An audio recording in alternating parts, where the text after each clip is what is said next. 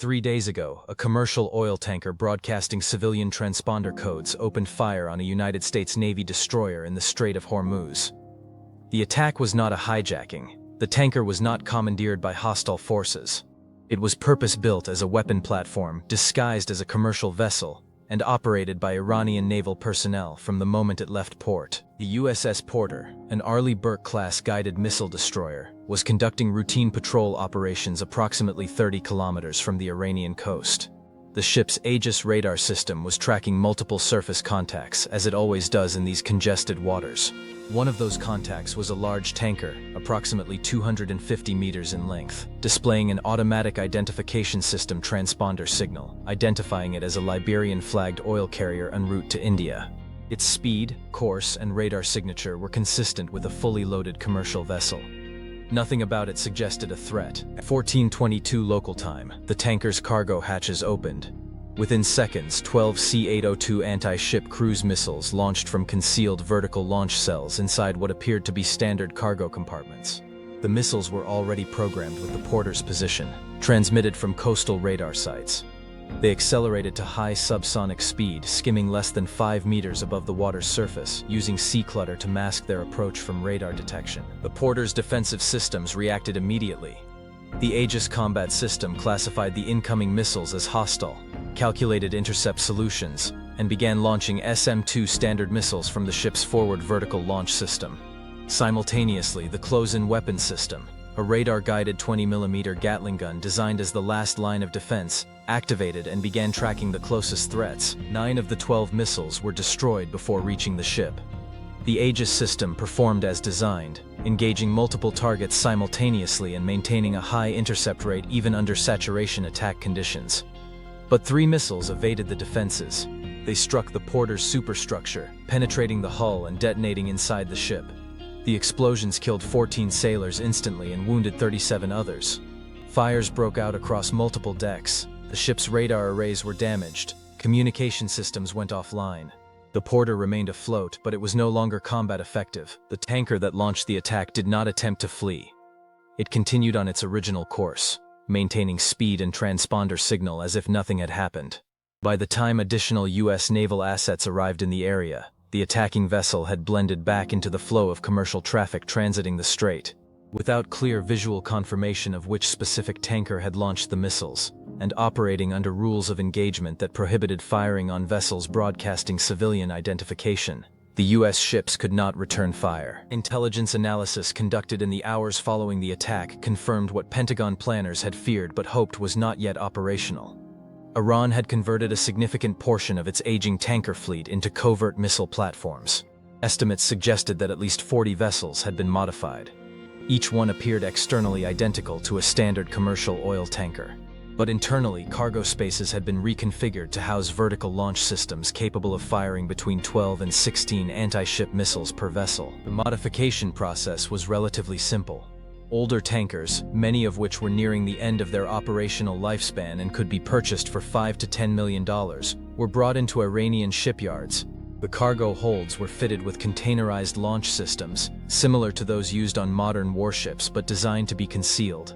The missiles themselves were stored horizontally in sealed containers until launch, at which point automated systems would rotate them to vertical position, open the cargo hatches, and fire. The entire sequence from hatch opening to missile launch took less than 20 seconds. From a distance, these vessels were indistinguishable from legitimate commercial tankers. They displayed the same radar cross-section. They moved at the same speed. They broadcast standard AIS transponder data. Satellite imagery showed no obvious external modifications. The weapons were completely hidden until the moment of launch. This created an impossible problem for U.S. Navy commanders operating in the region. The Strait of Hormuz is one of the busiest maritime choke points in the world. On any given day, 50 or more large tankers transit the waterway, carrying oil from the Persian Gulf to markets in Asia, Europe, and beyond. Most of these vessels are legitimate commercial ships operated by international shipping companies, crewed by multinational sailors, and protected under international maritime law. But among those 50 tankers, an unknown number are Iranian weapons platforms. There is no reliable way to determine which is which until they open fire. AIS data can be spoofed. Radar signatures are identical. Visual inspection from aircraft or surface vessels provides no definitive identification unless the cargo holds are opened, which commercial operators will not do voluntarily and which international law does not permit naval forces to demand without probable cause. The rules of engagement governing U.S. military operations in international waters are explicit. Civilian vessels cannot be fired upon without clear evidence of hostile intent. A tanker displaying commercial transponder codes and traveling on a normal shipping route does not meet that threshold, even if intelligence suggests that a particular vessel might be an Iranian weapons platform. Suspicion alone is not sufficient justification for engagement. Iran understands this legal framework and is exploiting it strategically. By disguising military assets as civilian vessels, they create a scenario where U.S. commanders must choose between enforcing strict rules of engagement, which leaves them vulnerable to surprise attack, or adopting a more aggressive posture that risks sinking a legitimate commercial tanker and triggering an international incident. The tactical advantage of this approach is significant. A conventional Iranian warship can be detected and tracked from over 100 kilometers away. Its movements are predictable, its capabilities are known. U.S. naval forces can position themselves to maintain standoff distance and engage the threat before it closes to firing range. A tanker, by contrast, can approach within 30 kilometers before anyone realizes it is armed. That proximity compresses decision timelines dramatically. From the moment the cargo hatches open to missile impact is less than 90 seconds at close range. Defensive systems must react perfectly, with no time for human deliberation or verification. If the system misidentifies the threat or fails to intercept every missile in a saturation attack, the consequences are severe. The economic impact extends beyond direct military engagement. Global shipping insurers have responded to the threat by increasing premiums for vessels transiting the Strait of Hormuz. Rates have increased tenfold in some cases. Many shipping companies are now routing tankers around the Cape of Good Hope, adding thousands of kilometers and weeks of travel time to avoid the risk. This has reduced the volume of oil flowing through the strait by an estimated 40%, contributing to higher global energy prices and increased volatility in commodity markets. Iran's strategy is not designed to sink the entire U.S. Navy. It is designed to impose costs that are unsustainable over time. Every destroyer operating in the Gulf must now treat every large commercial vessel as a potential threat. That requires constant vigilance, frequent repositioning, and the expenditure of expensive interceptor missiles every time a weapons platform is identified and engaged. The cost asymmetry is brutal. Converting an old tanker into a missile platform costs approximately $30 million, including the purchase price, modifications, and missiles. A single arleigh Burke-class destroyer costs $1.8 billion. If one of Iran's 40 converted tankers manages to sink or mission kill a U.S. destroyer, Iran achieves a 60-to-1 return on investment. Even if the tanker is destroyed in the process, which is likely, the trade is favorable. U.S. intelligence agencies are working to identify every converted tanker in the Iranian fleet. Satellite reconnaissance is being used to monitor shipyards for signs of modification work. Human intelligence assets are attempting to gather information on crew assignments and operational schedules. Signals intelligence is monitoring communications between vessels and coastal command centers. But even with perfect intelligence, the problem remains unsolved. Knowing which tankers are armed does not eliminate the legal and tactical constraints that prevent preemptive engagement. Alternative approaches are being considered. Could U.S. submarines track suspected weapons platforms and sink them covertly? Legally questionable and diplomatically explosive. Could cyber operations disable the launch systems before they fire? Technically challenging and unreliable. Could naval forces establish an exclusion zone around U.S. ships and engage any vessel that enters without authorization? A violation of international maritime law and likely to provoke confrontation with legitimate commercial shipping. The precedent for this kind of warfare exists.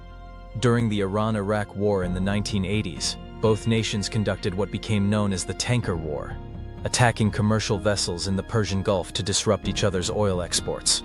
Iranian forces used small boats and disguised platforms to launch attacks on tankers, forcing international naval forces to escort convoys and increasing the risk of miscalculation. In 1988, the USS Vincennes, operating in a high-threat environment and under intense pressure, mistakenly identified an Iranian civilian airliner as a hostile aircraft and shot it down, killing all 290 people aboard. That incident remains a source of national trauma in Iran and a cautionary example of what happens when military forces operate under ambiguous rules of engagement in crowded, contested environments. Iran is now deliberately recreating those conditions, knowing that the psychological and political pressure on U.S. commanders increases the likelihood of errors. The converted tankers are distributed throughout the Persian Gulf, the Gulf of Oman, and the approaches to the Strait of Hormuz. They move constantly, blending into commercial traffic, repositioning to maintain coverage of key choke points and naval operating areas. Some are anchored in Iranian ports, ready to sortie on short notice. Others are underway, mixed among legitimate shipping, waiting for targeting data from coastal radar sites. U.S. Navy destroyers and cruisers operating in the region now maintain a constant defensive posture. Crews are at elevated alert levels around the clock. Weapon systems are kept hot. Lookouts scan the horizon for any vessel that deviates from expected behavior. The strain on personnel is significant. Sleep schedules are disrupted. Stress levels are high. Fatigue accumulates. The operational tempo is unsustainable over extended periods. Meanwhile, Iran continues to produce C-802 missiles and install them on additional tankers. The conversion process takes approximately 6 months per vessel. With multiple shipyards working simultaneously, Iran can add several new weapons platforms to the fleet each year. The program is expanding, not contracting. The Ghost Navy is not a temporary tactic. It is a strategic capability designed to hold U.S. naval forces at risk indefinitely. As long as these weapons platforms exist, every commercial tanker in the region is a potential threat. Every transit of the Strait of Hormuz is a calculated gamble. And every U.S. warship operating in the Gulf is exposed to an attack method that exploits the seams between military necessity and legal constraint. 3 days ago, one of those tankers opened fire. 14 U.S. sailors died. The ship that killed them is still out there, somewhere among the dozens of tankers moving through the strait today. It looks like all the others. It moves like all the others. And until it fires again, there is no legal justification to stop it. The U.S. Navy owns the seas, but it cannot sink what it cannot identify. And in the crowded waters of the Persian Gulf, Iran has turned 40 oil tankers into invisible warships.